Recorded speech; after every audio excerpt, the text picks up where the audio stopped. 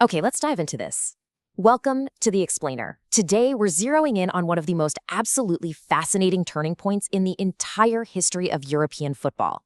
We're going back to the tail end of the swinging 60s, a time of massive cultural and political upheaval everywhere, to examine a single match that totally reshaped how the beautiful game is played.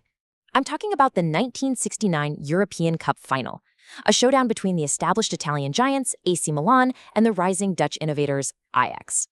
Right off the bat, I want to pose a question that really sits at the heart of what we're talking about today. How exactly did a crushing 4-1 defeat give birth to modern football? I mean, it sounds totally counterintuitive, right? Usually, history is written by the victors. A 4-1 thrashing on the biggest stage in Europe should have just relegated the losing team to a tiny footnote in the history books. But the wild paradox of this specific match is that Ajax's devastating loss in Madrid was actually the crucible that forged their future dominance. And by extension, it forged the modern game we all know today. Let's find out how that actually happened. Section 1, Football in Divided Europe. The 1968-1969 season context. To really understand this final, we have to zoom out for a second because football obviously doesn't exist in a vacuum. Late 1968 was a period of intense geopolitical chaos. In August, forces from the Warsaw Pact invaded Czechoslovakia, and this immediately spilled over into the sporting world. Celtic FC, who were the Scottish champions at the time, strongly protested having to play Eastern Bloc teams in the opening rounds of the European Cup. So, to manage the crisis, UEFA made the completely unprecedented decision to just geographically redraw the tournament bracket, essentially separating the East from the West. Well, in response to that, several Eastern European football associations completely withdrew their teams from the competition. So, this geographical fracture severely disrupted the early rounds, inadvertently smoothing the path for teams like Milan to advance without having to face certain heavyweights. Section 2. The Masters of Catenaccio, AC Milan's tactical dominance. Let's shift our focus to those established heavyweights. AC Milan were managed by the legendary Nereo Rocco, and they were the absolute masters of a system known as Catenaccio. Now, Catenaccio literally translates to door bolt, which tells you pretty much everything you need to know. It was a highly disciplined, intensely defensive tactical system.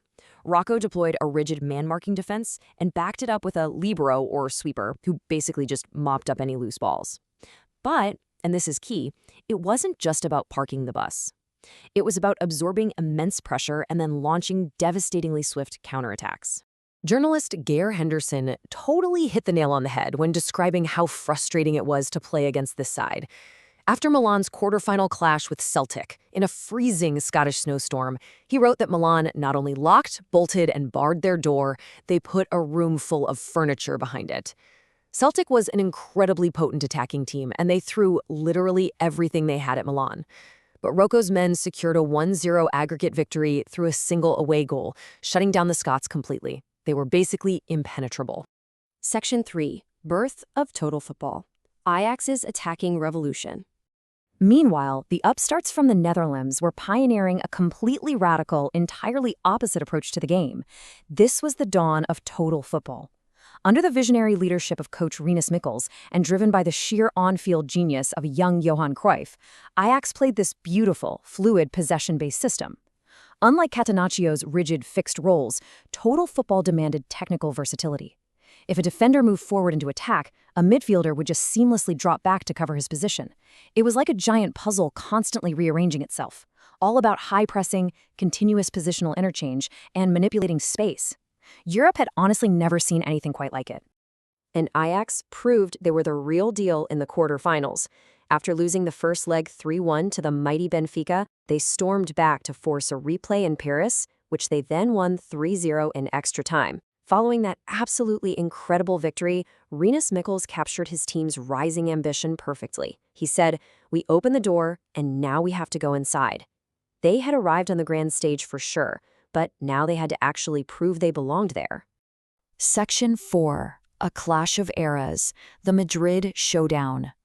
Now, what's really interesting here is the stark contrast right before kickoff, on May 28, 1969, at the iconic Santiago Bernabéu Stadium in Madrid. You've got AC Milan, heavily defensive, battle-tested with vast experience, representing the dominant Latin tradition of European football. And then you have Ajax, relentlessly attacking, incredibly youthful, with a sort of naivete that worried some folks, representing a brand new wave of Dutch innovation. It was your classic unstoppable force meeting the immovable object. Tactically, it gets even more fascinating. Nominally, on paper, both teams actually lined up in a 4-3-3 formation, but they interpreted that shape in entirely opposite universes. Milan sat deep, man-marking intensely, orchestrated by their brilliant deep-lying playmaker Gianni Rivera, just waiting to strike on the counter. Ajax, on the flip side, pushed a super high defensive line, constantly pressing the ball and relying on Johan Cruyff to roam freely and disrupt the opposition. Same exact formation, completely different philosophies. Section 5, the 1969 Madrid Final, Experience versus Youth. As a quick side note, this season was actually one of the first to allow 2 tactical substitutions per team, a real sign of the game's evolution. But how did the match actually play out? Well, experience ruthlessly punished youth. Just 7 minutes in, Milan's Pierino Prati scored from a Rivera cross. Ajax dominated possession, but they were wasteful. Milan was clinical. Right before halftime, Prati struck again on a rapid counterattack. Now, Ajax captain Vela Bervacevic did score a penalty in the 61st minute to inject a glimmer of hope, but Milan's transition game was just too devastating. Sarmani scored in the 66th minute, and Prati sealed the whole shebang in the 75th. Milan's clinical counterattacks entirely dismantled Ajax's high line. Final score, 4-1. The immediate reaction was brutal. The Italian newspaper La Stampa called Ajax a mediocre team, even amateur in various stages. Running, great enthusiasm and endurance, but almost nothing else. The traditionalists completely dismissed the new Dutch style. They looked at Ajax's fluidity and just saw naive running around. In that moment, it really seemed like the old guard had definitively crushed the rebellion. Before we move on to the aftermath, I want you to focus on this number for a second, 3. That is Pierino Prati's goal tally in the final. And here is a truly surprising fact for you. Prati's performance that night in Madrid remains the very last hat-trick ever scored in a European Cup or Champions League final. From 1969 to literally right now, no one has repeated that feat in the ultimate match. Mind-blowing, right? Section 6. The Legacy of Defeat. Forging the Future. So the crucial point is, what actually happened after this 4-1 thrashing? Did Ajax just fade into obscurity like the Italian press predicted? Ironically, no. In fact, while Milan won convincingly, it actually represented the end of an era. This 1969 victory was the swan song of Southern European Latin dominance in the competition. An Italian, Spanish, or Portuguese team wouldn't win the European Cup again until Juventus in 1985. The guard was about to change, and this final was the ultimate catalyst. Ajax defender Barry Hulshoff later reflected on the match with incredible clarity.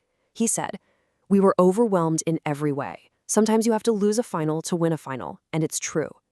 This right here is the absolute beauty of this story. Ajax didn't view this defeat as a crushing endpoint. They used it as a harsh, necessary crucible. They realized that all their raw enthusiasm just wasn't enough against elite, tactical experience.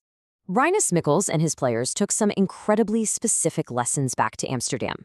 First, they learned they needed tactical adaptability mid-game. They couldn't just play one single way all the time. They clearly recognized how vulnerable their high line was to experienced counterattacks. So, they spent the next 2 years refining the total football system, adding some much-needed defensive pragmatism to their attacking flair. And the result? Well, they returned to the final in 1971 and won. And then they won it again in 1972, and again in 1973, 3 consecutive European Cups, cementing themselves as one of the absolute greatest club teams in history. Which brings us to our final thought. The 1969 final proves that sometimes you really do have to lose a final to learn how to conquer the world. Ajax needed the harsh, bitter lesson of Catenaccio to perfect total football. So what you should take away from this isn't just a history lesson about football tactics, but a pretty powerful reminder about resilience. What failure will forge your greatest success? Thank you so much for joining me for this explainer. Keep learning, keep analyzing, and I'll catch you guys in the next one.